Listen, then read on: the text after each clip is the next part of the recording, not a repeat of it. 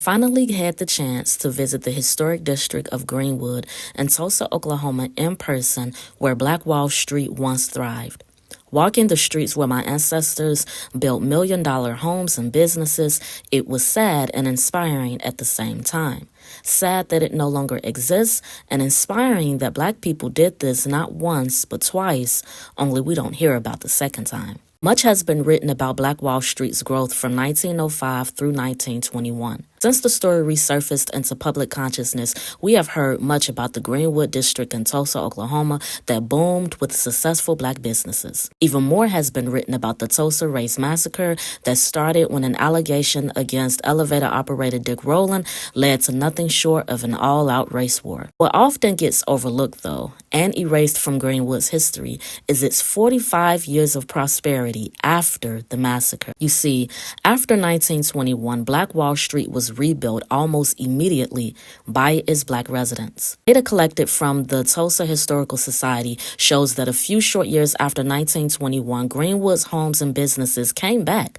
In fact, the saying we hear that Greenwood had become the Black Wall Street of America referred to the North Tulsa after the massacre, which was even more impressive than before it. The Greenwood Cultural Center states that the district did not get any restitution or rebuilding funds from the local, state, or federal authorities. In fact, surrounding white communities were openly hostile to the prospect of rebuilding Greenwood, which we can discern by a Tulsa newspaper editorial that said, quote, "The old nigger town must never be allowed in Tulsa again." You can also look at photos where the burning of homes were turned into postcards that said running the Negro out of Tulsa or something to that extent, except they didn't run anyone anywhere. Some people left, but a lot of people stayed and rebuilt.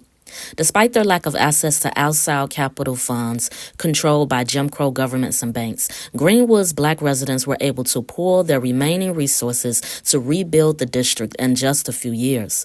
In 1925, only 4 years after the massacre, Greenwood hosted the National Conference of the National Negro Business League. The district continued to flourish through the 1940s. The Oklahoma Historical Society notes that during this period, the district boasted 242 Black-owned and Black-operated business establishments, such as T.C. Moore's Barbershop, a thriving business in Tulsa during the 1940s.